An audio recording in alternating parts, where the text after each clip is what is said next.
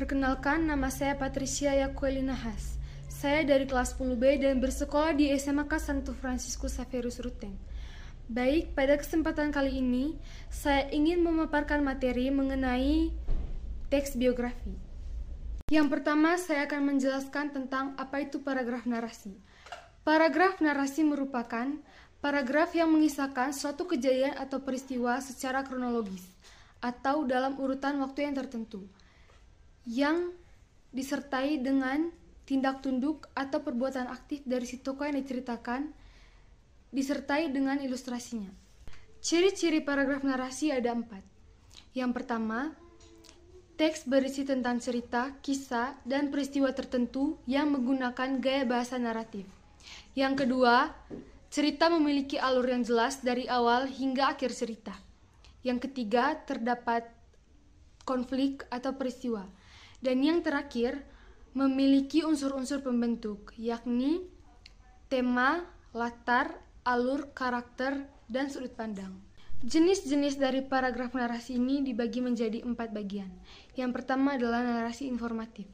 Narasi informatif merupakan suatu karangan yang menginformasikan tentang suatu peristiwa atau kejadian secara tepat. Yang kedua, narasi artistik. Narasi artistik merupakan suatu karangan yang menceritakan tentang suatu peristiwa atau kejadian. Tujuan dari narasi artistik ini untuk menyampaikan pengalaman estetis kepada para pembacanya. Ceritanya berupa fiksi dan non-fiksi yang menggunakan bahasa kiasan. Yang ketiga adalah narasi sugestif. Narasi sugestif merupakan narasi yang menceritakan tentang sebuah peristiwa atau kejadian yang di dalamnya ada maksud terselubung kepada para pembaca atau pendengarnya mengenai suatu kejadian. Dan yang terakhir adalah narasi ekspositorik. Narasi ekspositorik merupakan narasi yang bertujuan untuk menginformasikan suatu peristiwa atau kejadian secara akurat kepada para pembacanya untuk memperluas pengetahuan seseorang dari kisah seseorang. Pada paragraf narasi, ceritanya dibedakan menjadi 2 jenis, yaitu narasi non-fiksi dan narasi fiksi. Di dalam narasi non-fiksi terdapat biografi, autobiografi, lelucon, dan anekdot. Sedangkan pada narasi fiksi terdapat dongeng, cerpen, novel, dan juga roman. 3 bagian penting yang wajib ada di dalam paragraf narasi yaitu tokoh, latar, dan peristiwa. Baik teman-teman, di sini saya akan menjelaskan pengertian tentang teks biografi. Teks biografi merupakan teks yang berisikan tentang riwayat hidup seseorang yang dianggap penting oleh masyarakat tertentu. Tokoh yang dipilih umumnya adalah tokoh yang kisah hidupnya dapat menginspirasi kita semua. Tujuan dari teks biografi ini ada 4. Yang pertama, digunakan untuk lebih mengenalkan tokoh kepada masyarakat. Yang kedua, meningkatkan citra atau branding dari tokoh politik atau tokoh apapun apabila mereka masih berkarir. Yang ketiga, memberikan motivasi kepada masyarakat terkait dengan usaha dan juga capaian yang sudah didapatkan. Dan yang terakhir, digunakan untuk mengabadikan kisah agar tetap bisa diteruskan dari generasi ke generasi yang lainnya. Teks biografi memiliki 2 ciri-ciri. Ciri yang pertama adalah biografi harus memuat cerita yang sebenarnya atau yang benar-benar terjadi pada tokoh tersebut yang dikisahkan dalam sebuah narasi. Ciri yang kedua adalah bisa diteladani oleh orang lain berdasarkan pengalaman hidup seorang tokoh dalam menghadapi masalah-masalahnya, sehingga menjadi seseorang yang sukses hingga saat ini. Terdapat 3 struktur pada teks biografi. Struktur yang pertama adalah orientasi. Pada bagian orientasi terdapat pengenalan awal atau gambaran awal identitas seorang tokoh yang akan dibahas. Orientasi umumnya berisikan nama tokoh, tempat tanggal lahir tokoh, riwayat pendidikan, dan juga orang tua tokoh.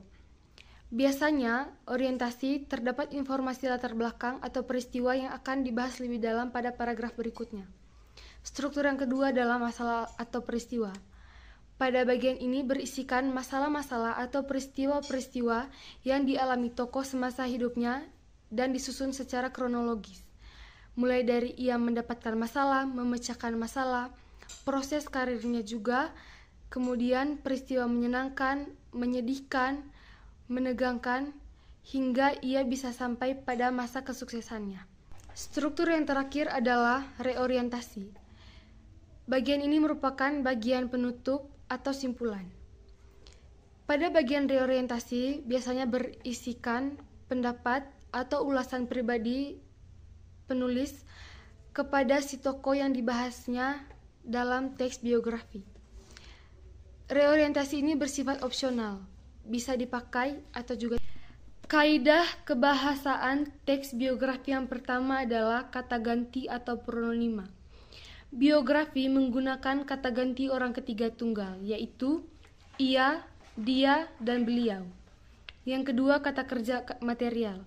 Kata kerja ini menunjukkan adanya aktivitas yang sedang dilakukan oleh subjek atau adanya tindakan fisik atau mental. Contohnya adalah bekerja, menonton, dan membaca. Yang ketiga, kata sifat. Kata ini menunjukkan informasi secara detail atau secara spesifik mengenai karakter dari tokoh yang dibahas pada teks biografi. Contohnya adalah rajin, giat, dan yang keempat, kata kerja pasif. Kata kerja pasif merupakan kata kerja yang subjeknya dikenai suatu pekerjaan. Umumnya kata kerja ini memiliki imbuhan di atau ter. Contohnya adalah dibesarkan. Yang kelima, kata kerja aktivitas mental. Kata kerja ini merupakan kata kerja yang mengutarakan suatu respon atau reaksi individu terhadap kondisi tertentu. Contohnya menghendaki dan mencurahkan. Dan yang terakhir adalah kata-kata penanda urutan waktu. Dalam menceritakan urutan waktu, biografi kerap menggunakan kata sambung, kata depan, dan nomina. Contohnya adalah sebelum, sesudah, pada saat itu.